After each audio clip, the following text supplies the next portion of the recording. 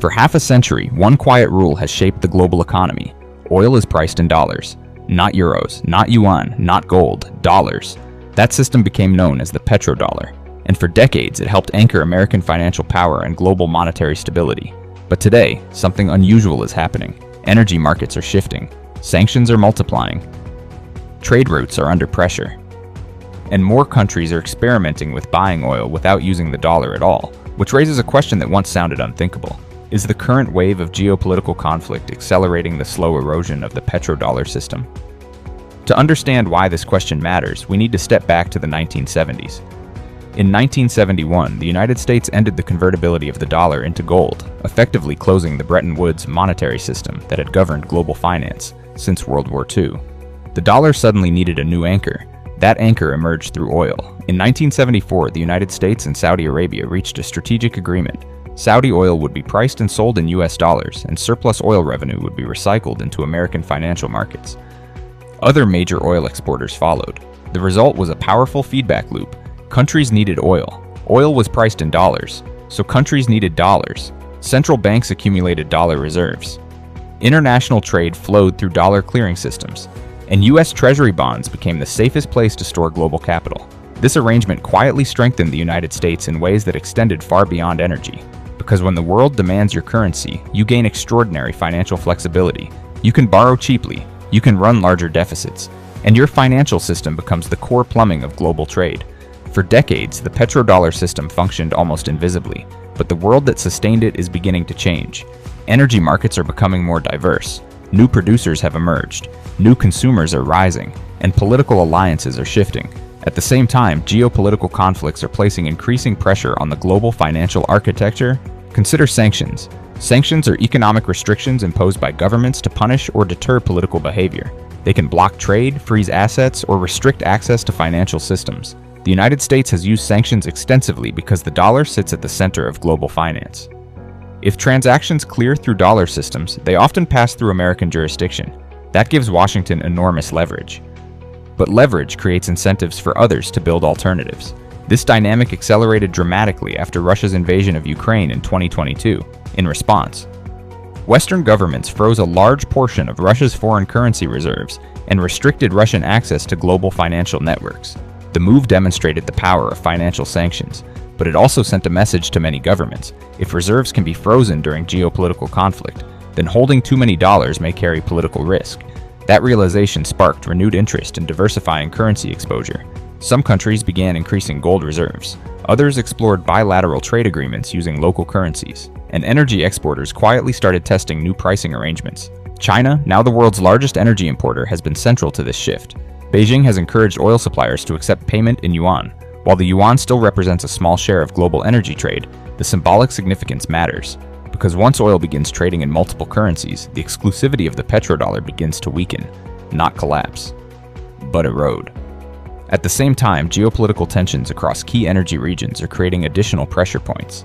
The Middle East remains the world's most important oil-producing region. Conflicts there do not only threaten physical supply, they also influence shipping routes, insurance markets, and risk pricing. One critical choke point illustrates the vulnerability of global energy flows. The Strait of Hormuz. Roughly 1/5 of the world's oil supply passes through this narrow waterway between Iran and the Arabian Peninsula. Any military tension near the strait instantly raises global energy anxiety. Another choke point lies further west. The Red Sea and the Bab el-Mandeb Strait connect the Indian Ocean to the Suez Canal, one of the world's busiest shipping routes. Disruptions there force ships to take longer routes around Africa, raising shipping costs and delivery times. Energy markets are extremely sensitive to these disruptions, not because supply disappears overnight, but because uncertainty forces traders to price risk. This risk is known as a war risk premium. It is an extra cost embedded into energy prices whenever conflict threatens production or transportation. Higher oil prices ripple through the global economy. Energy influences transportation, manufacturing, and food production. When oil prices rise, inflation often follows. Central banks then face a difficult choice. They can raise interest rates to slow inflation, which makes borrowing more expensive. Or they can tolerate higher prices and risk currency instability. Either path affects economic growth. Now add another layer. Many countries are carrying historically high levels of sovereign debt. Sovereign debt simply means money governments borrow by issuing bonds. Higher interest rates make that debt more expensive to manage. So when geopolitical conflicts push energy prices upward, they can indirectly strain national finances. This is where the petrodollar conversation becomes more complex. Energy markets, currency systems, and government debt are deeply interconnected. If countries begin buying oil and alternative currencies, global demand for dollars may slowly decline. That would not end the dollar's dominance overnight.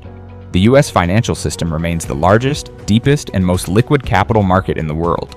No rival currency yet offers the same scale of trust, transparency, and legal infrastructure. But financial systems do not shift suddenly. They evolve gradually through incentives. Every sanctions episode, every currency diversification decision, every bilateral oil trade conducted outside the dollar, each one slightly reshapes expectations. And expectations are powerful forces in financial markets. Investors constantly reposition capital based on perceived risk. If they believe geopolitical fragmentation will increase, they may diversify assets accordingly. Gold often benefits from that uncertainty. So do commodities. Sometimes regional currencies gain influence in specific trade corridors. Meanwhile, governments are thinking strategically about resilience. Energy importers want supply security, exporters want stable revenue, and both sides want financial systems that cannot easily be weaponized. This does not necessarily mean abandoning the dollar, but it does encourage experimentation. Some oil trades now settle in yuan, others involve currency swaps, and regional financial institutions are exploring new settlement platforms that bypass traditional Western banking networks. These changes are still small compared to the scale of global dollar transactions, yet the direction is noteworthy, because the petrodollar was never just about oil, it was about trust. Trust in the stability of the dollar, trust in the US financial system, and trust in the political alliances that supported it. Geopolitical conflict tests those relationships. When wars expand or sanctions intensify, countries reassess their vulnerabilities. They ask a simple strategic question: what happens if our access to the global financial system is suddenly restricted? That question alone encourages diversification. At the same time, the United States still retains immense advantages. Its bond markets remain the safest destination for global capital during crises. Its currency dominates international banking, and its military alliances still shape global security structures. So the real story is not about an imminent collapse. It is about gradual adjustment. Energy markets are diversifying, currencies are competing, and geopolitical tensions are accelerating conversations that once seemed theoretical. The petrodollar system may not disappear, but it may slowly become one pillar among several in a more fragmented global financial architecture. And that shift carries consequences far beyond oil traders or central banks, because the structure of the global monetary system ultimately shapes inflation, interest rates, and economic stability. It influences mortgage costs, business investment, government budgets, and the purchasing power of everyday households. In the modern world, power rarely moves through a single dramatic event. It shifts through networks, through shipping routes, through energy contracts, through financial flows that connect markets across continents.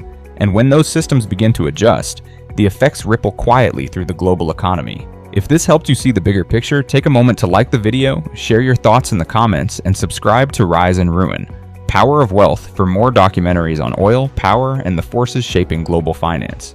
Because the real story of global power is not written only in wars or headlines. It is written in the invisible systems that move energy, money, and influence around the world.